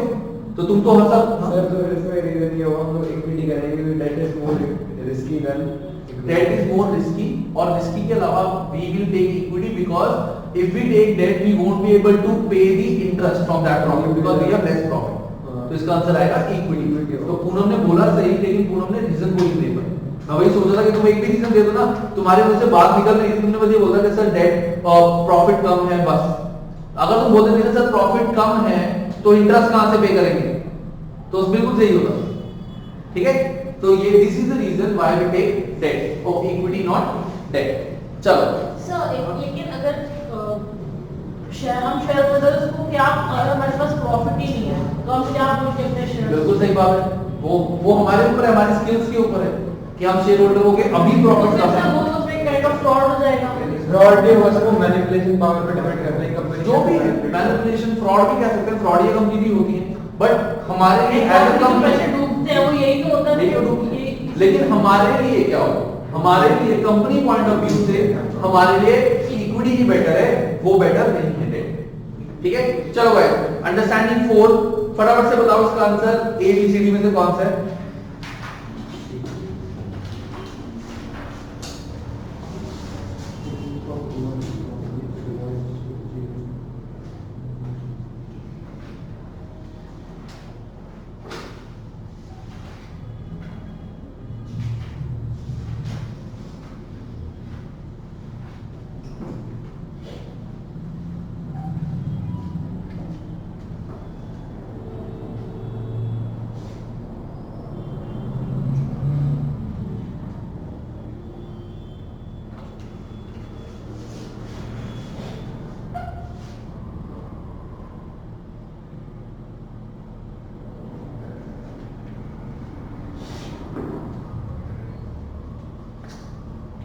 Sir B. देखते हैं सारे नंबर।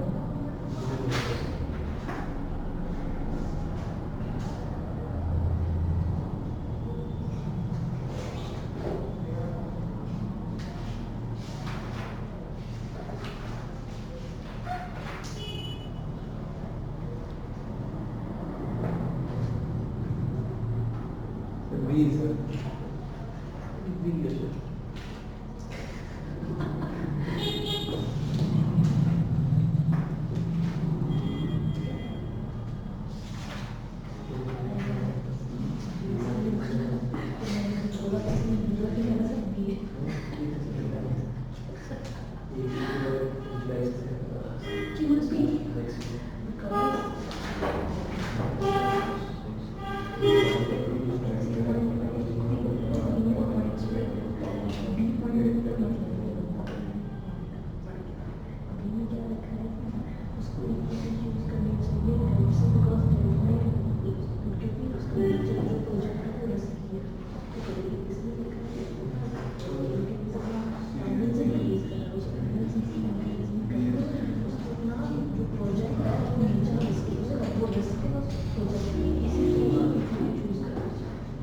गाइस हो गया क्राउड, और answer should be B sir. B. B why B is the answer. Sir because third point में भी ये लिखा है कि उसको इक्विटी चूज करना चाहिए, लेकिन उसको दोनों में यही है पॉइंट में कि उसे इक्विटी सेलेक्ट करना चाहिए, लेकिन थर्ड में ये है कि उसको अपना फाइनेंस इंक्रीज करना है, लेकिन पॉइंट ये नहीं है उसको फिलहाल जो उसको इक्विटी की नीड है वो इसलिए बिकॉज प्रोजेक्ट तो रिस्की है। सर अकॉर्डिंग टू सिचुएशन लिखा गया है कि the returns are highly uncertain, so exactly जो 30% चांस है लॉन्च करने के लिए यानी फेलियर के लिए, तो बैंक तो ऑलरेडी डेट नहीं देगा सर, क्योंकि बैंक तो पहले नहीं, अगर बैंक दे भी देते हैं, नहीं अगर दे भी देते हैं तो 30% फेलियर का चांस है, तो बैंक अगर अगर loss इतना अमाउंट पे नहीं करेंगे ना 50 मिलियन यूरो है सर। अगर नहीं बैंक देने को तैयार है तो हमारे पास दोनों ऑप्शन है। तो लास्ट में सर वो भी कहा गया है कि लास्ट में सर ये भी कहा गया Debt है usually कि does not require security। वो तो ये तो पॉइंट वो लास्ट ये वाला पॉइंट ना।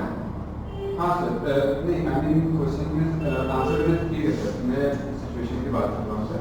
जो 30% चांस फेलियर का है ना सर, ये बैंक अगर ले भी लेते हैं तो it is hard for a company to pay back. Exactly point ही है, ऐसा नहीं है कि लोन नहीं मिलेगा, लोन मिल जाएगा, लेकिन कंपनी के लिए बहुत रिस्क है कि अगर कल को प्रोजेक्ट फेल हो गया तो तो इंटरेस्ट कहां से पे करेगा, क्योंकि प्रोजेक्ट तो फेल हो चुका, पैसे तो है नहीं। सर वो लेकिन ऑप्शंस में वो डेब्ट वाला पॉइंट है, वो तो वैसे ही गलत है, ऑप्शन में तो डेट वाला ये भी गलत है। Equity will be cheaper as dividend और ये पॉइंट भी गलत है, क्योंकि डेट चीपर होता है। तो ये दोनों तो जनरली पॉइंट गलत है। तो इन दोनों पॉइंट में से AGAT should choose equity due to risky nature of project. Equity should be chosen as AGATs need permanent increase in finance. पहली बात परमानेंट इंक्रीज तो है ही, उनको सिर्फ अपने प्रोजेक्ट के लिए चाहिए।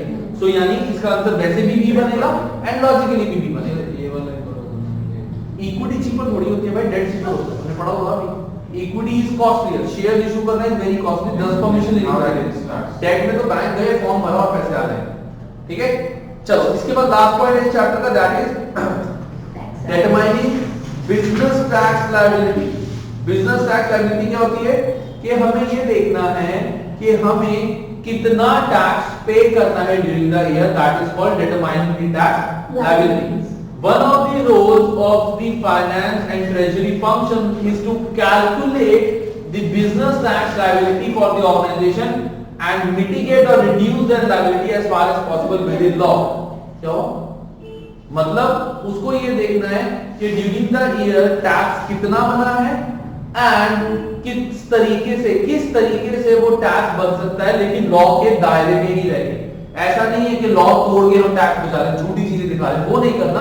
लॉ के दायरे में रह के कितना टैक्स हमारा बच सकता है, ये भी इनका काम है। क्योंकि टैक्स का पैसा जनरली इंडिया में हम क्या बोलते हैं कि अगर हम टैक्स पे कर रहे हैं उसका कोई बेनिफिट हमें नहीं मिलता।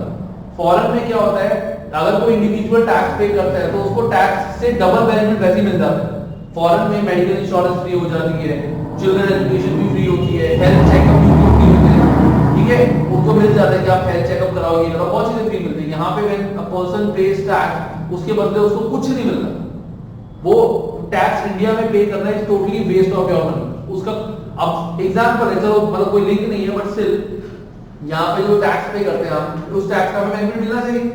अगर मैंने 1 लाख रुपए टैक्स पे किया है तो गवर्नमेंट ने मेरे लिए क्या किया, वो शिवाजी राव पाटिल की वो बना दी, क्या नाम है उसकी बनाई है, सरदार वल्लभ भाई पटेल। सर एग्जैक्टली ऐसे मतलब एक तरह से वेस्ट ही है ये। पहले जो बेसिक जो डेवलपमेंट नीड है वो करना चाहिए। तुमने इतना बड़ा वो बना दिया, किस लिए बनाया भाई? हमने पैसे पे करे थे, हमारे लिए कुछ कर, उससे हमें क्या मिल रहा है? इंडिया का नाम क्या ही बनेगा उससे? एक अब वो बन गया, किसी को नाम, मेरे को तो नाम तक नहीं आता किसका बना, किसको नाम याद रहेगा? It's not a famous statue. या तो मैंने एक टॉपिक पढ़ा हुआ था, the Nations of countries Afghanistan और इंडिया के बीच में। किसमें? अफगानिस्तान और इंडिया के बीच में डेफिनेशन नहीं, आई मीन अच्छा, difference, हाँ। अफगानिस्तान में पॉलिसी ऐसा है कि प्राइवेट कंपनी से टैक्स लेते हैं और गवर्नमेंटल कंपनीज को देते हैं, वो फ्री में क्या कहते हैं उसको, फ्री का सर्विस देते हैं लोगों को। यानी जो गवर्नमेंटल लोग सैलरी लेते हैं वो प्राइवेट सेक्टर के टैक्स के थ्रू लेते हैं। और इंडिया में भी ऐसे निकाला था कि जो गवर्नमेंटल जगह है या काम करते हैं, तो एग्जैक्टली उनका जो 1% होता है सैलरी का, जो वो प्राइवेट सेक्टर के टैक्स के थ्रू आ जाता है। यानी मेन पॉइंट अगर पकड़ा जाए तो हम लोगों के टैक्स देने से, यानी जो भी लोगों के टैक्स देते हैं तो उनको जो गवर्नमेंट की तरफ से सर्विस मिलता है सरकारी ऑफिस में, वो टैक्स माना जाता है इंडिया में। तो जो गवर्नमेंट के सरकार में कौन होते हैं? एक तो डिफेंस सिक्योरिटी, दूसरा पुलिसमैन, ये इन सब का हालांकि हमारे टैक्स से पैसे इनको जाता है, लेकिन इसके अलावा भी तो गवर्नमेंट अगर टैक्स, अब पैसा जो है रोड्स बनाए, ये चीज बनाए, डेवलपमेंट करे और चीजें करे, ये चीज तो बेसिकली ये है कि दिखावा है एक तरह का। अब दिल्ली में पॉल्यूशन इतना ज्यादा है, बेटर है कि जो चीज Delhi is capital of India, हां कैपिटल ऑफ इंडिया में इतना पॉल्यूशन है, मोदी ने इतना पैसा वहां पे खर्च किया, तुम अगर वो पैसे में से कुछ पैसा दिल्ली के पॉल्यूशन कम करने में लगाते थे, लग सकता था? ऐसा तो नहीं है, नहीं लग सकता। अभी मशीन्स आती हैं, जापानीज मशीन्स हैं, उस मशीन से क्या होता है, जैसे हमारे घर में एयर प्यूरिफायर होता है ना, वैसी वो मशीन्स होती हैं कि वो रोड पे लग जाते हैं, जो काफी कंट्रीज में लगी हुई है। तो उससे क्या होता है, एयर क्वालिटी बहुत अच्छी हो जाती है। लेकिन वो एक मशीन नहीं काम करेगी, एक मशीन लगी थी यहाँ पे, बट वो डैमेज होगी, महीने में खराब होगी, क्योंकि डस्ट की पॉल्यूशन इतनी है कि सारी मशीन खराब होगी। लेकिन अगर वैसे एक साथ 25, 30, 40, 100 मशीनें इंस्टॉल हो तो ऑब्वियसली एयर क्वालिटी इंक्रीज हो जाएगी। कितने लगेगा इस पे? 23,000 करोड़ नहीं, 3200 पता नहीं, 32,000 crore.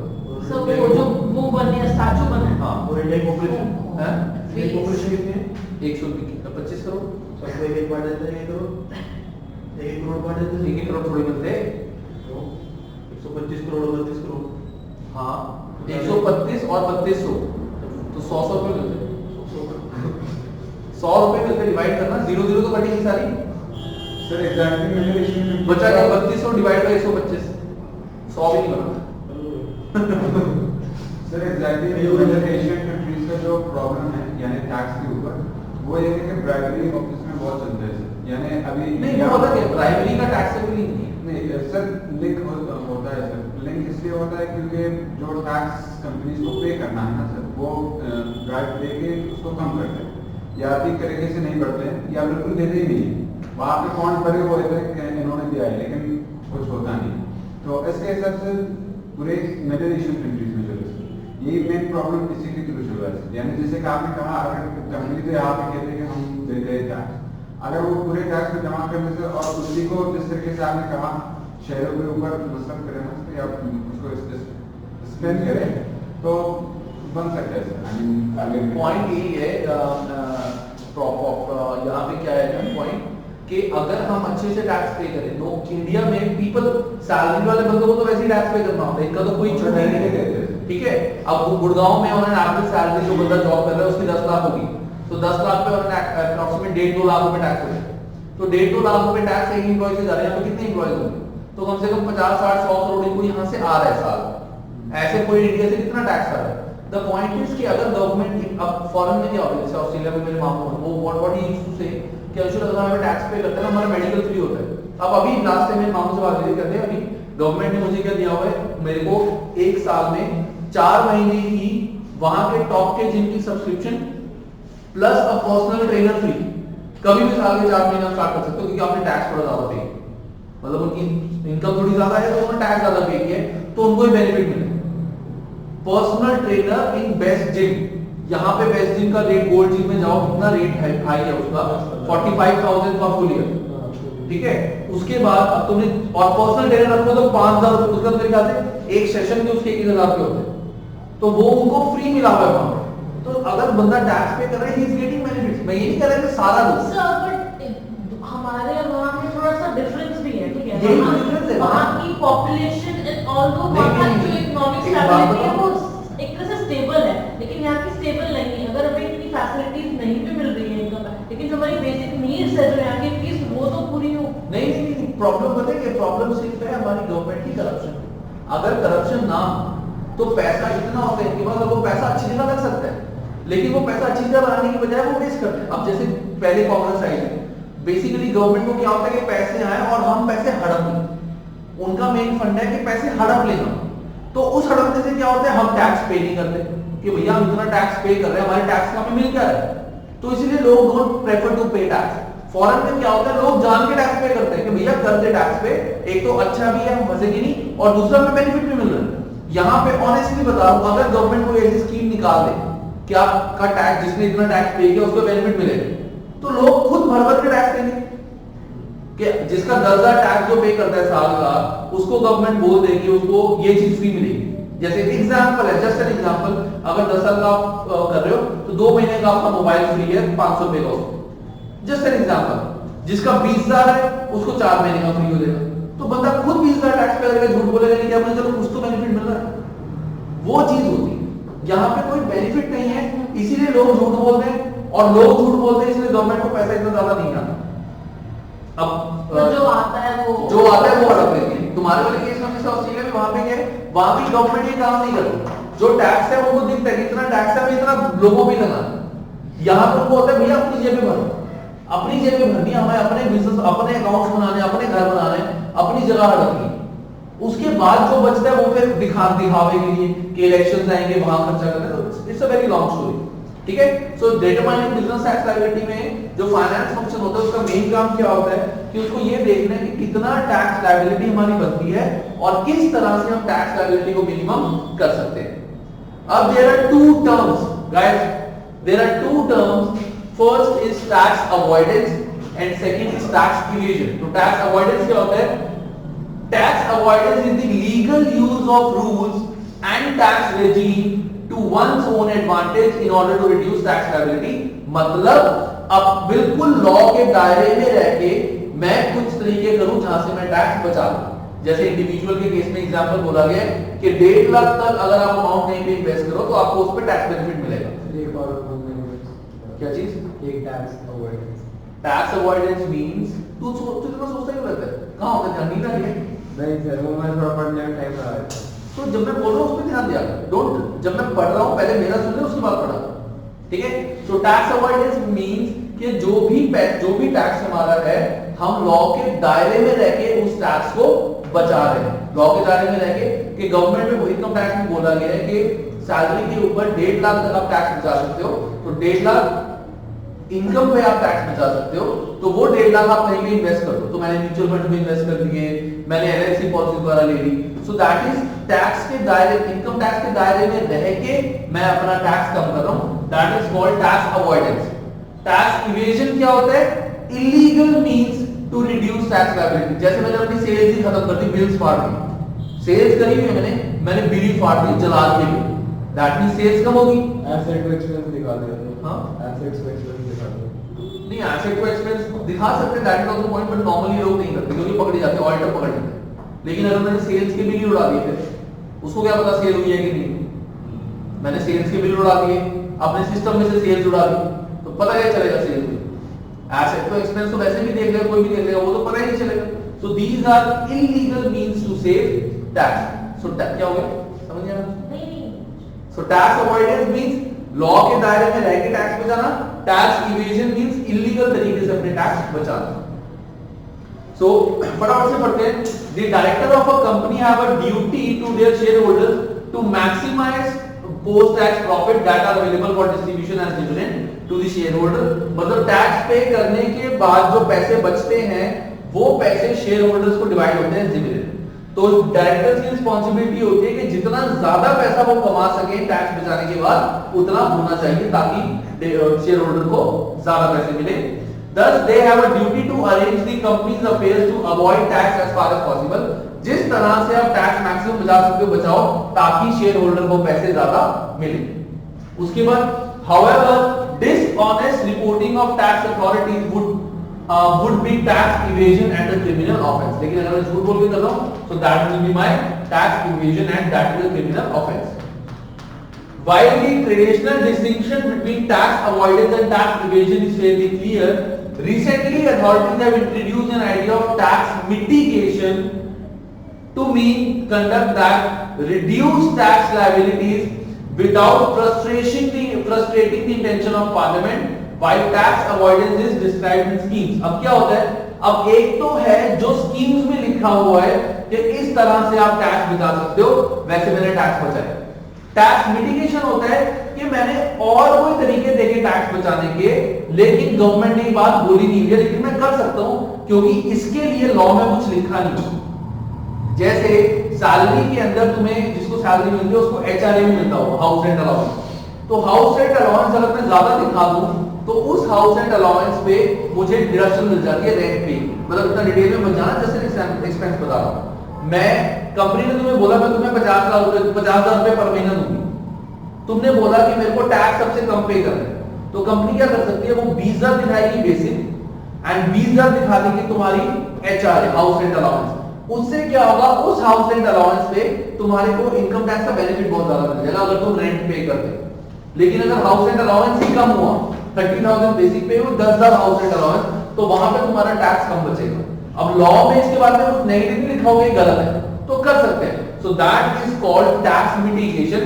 So this means that reduces tax liability without frustrating the intention of parliament। पहले था लॉ में लिखा हुआ है वैसे हम बचा रहे हैं, दूसरा है हम अपना दिमाग लगा के बचा रहे हैं लेकिन लॉ की इंटेंशंस को हर्ट नहीं कर रहे। अवॉइड और टैक्स इवेजन तो होता है कि लॉ की इंटेंशंस को हर्ट करके झूठ बोल रहे हैं। ठीक है, ये हमारा third question. This is tax. हां, मिटिगेशन का मतलब है कि मैंने टैक्स बचाया, लॉ में लिखा नहीं है उसके बारे में कुछ, तो उस पे मैंने देख लिया कि किस तरीके से मैं टैक्स बचा सकता हूं अपना दिमाग लगा के कि अगर मैं लीगल है। हां, लीगल इट इज लीगल। तो इसके बारे में लॉ में कुछ लिखा है नहीं। सर टैक्स अवॉइडेंस और मिटिगेशन में क्या डिफरेंस? अवॉइडेंस में है, लॉ में लिखा हुआ है कि आप 1.5 लाख रुपए तक इन्वेस्ट कर सकते हो, क्लियर लिखा हुआ है, तो मैं 1.5 लाख रुपए इन्वेस्ट करके टैक्स बचा लूंगा। मिटिगेशन में क्या होता है? मेरे को बोला गया जैसे बिजनेस में एक एक्सपेंस है, अगर आपको दिखाओगे डेप्रिसिएशन है, डेप्रिसिएशन स्टेट लाइन में ज्यादा लगती है, रिटन डाउन में कम, तो मैंने स्टेट लाइन लगा दी, अपना टैक्स बचा लिया। अब लॉ में थोड़ी लिखा होगा स्टेट लाइन नहीं यूज करनी, रिटन डाउन करनी।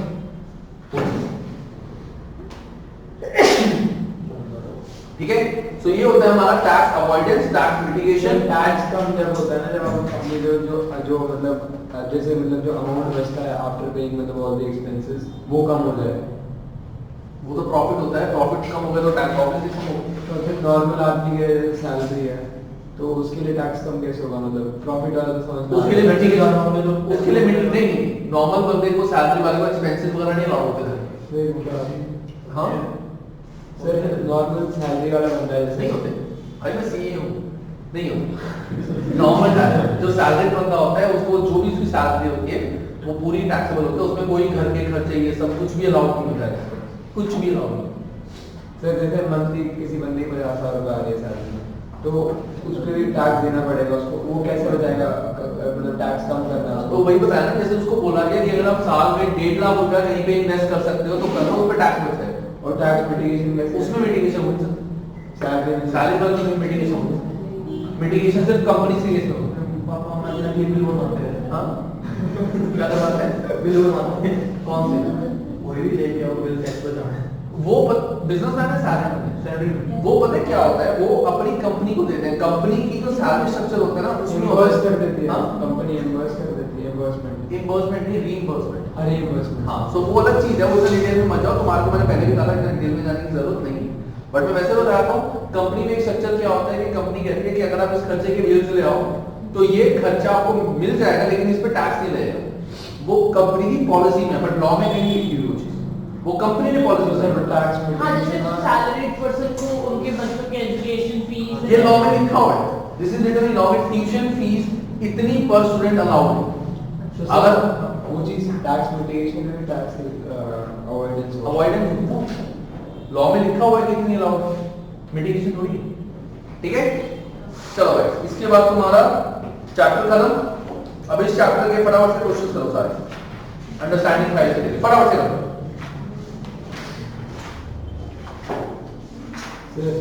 इवन आप वो बता दो, मैं मैनेजमेंट चैप्टर 14 तो क्लास में होगा सर।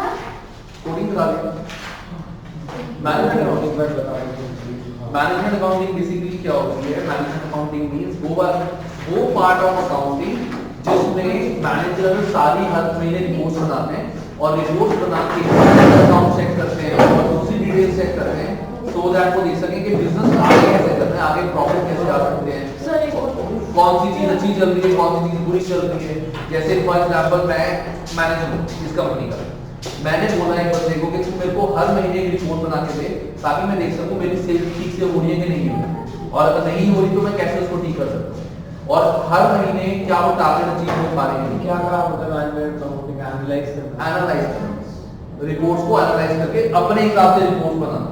और फाइनेंशियल अकाउंटिंग उसका तो होता है सिर्फ बैलेंस शीट बनाना।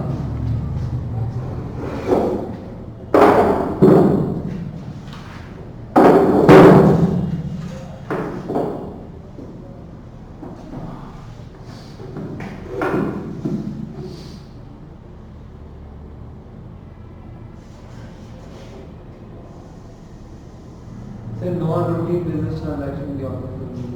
नॉन रूटीन का मतलब तो हर रोज नहीं होता।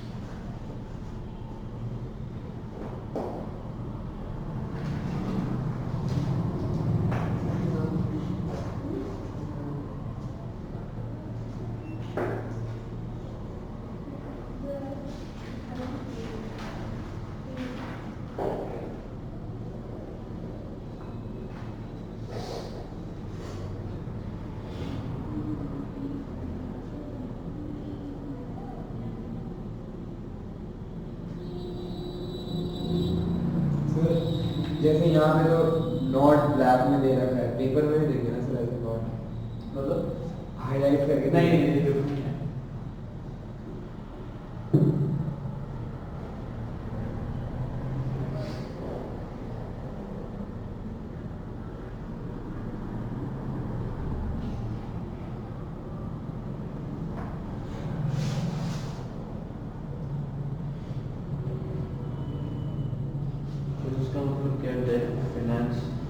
have a higher annual cost than debt finance tends to have a higher annual cost than debt finance मतलब debt finance की annual cost हर साल ज़्यादा होगी।